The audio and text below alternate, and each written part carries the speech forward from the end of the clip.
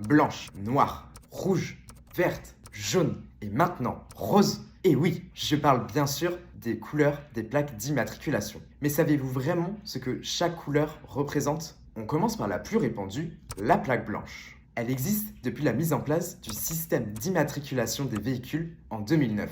Elle est identique à l'avant et à l'arrière et a été adaptée au nouveau format SUV. Les plaques affichent désormais un numéro départemental et un logo régional, ce qui n'était pas le cas avec l'ancien format. Mais avant que les plaques blanches apparaissent, les voitures avaient des plaques jaunes. Et si vous en croisez encore, cela veut dire que le véhicule n'a jamais changé de propriétaire. Donc pas de panique, ce format est parfaitement légal et n'entraîne aucune sanction en cas de contrôle routier. Ça en fait presque une pièce de collection. En parlant de collection, la plaque noire, elle, est destinée aux anciennes voitures.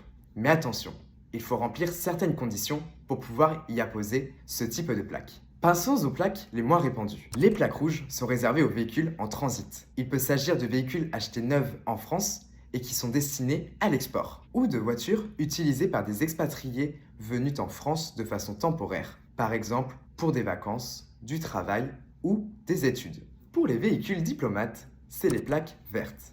La lettre C désigne un consul, CD un membre du corps diplomate, CMD un ambassadeur et K un personnel administratif ou technique. Et enfin, la dernière, la petite nouvelle, la plaque rose. Apparue depuis le 1er janvier 2026, elle est devenue obligatoire pour tous les véhicules dont l'immatriculation est provisoire. Les plaques conservent le format SUV et la mention WW en caractère noir. Seule l'apparence change.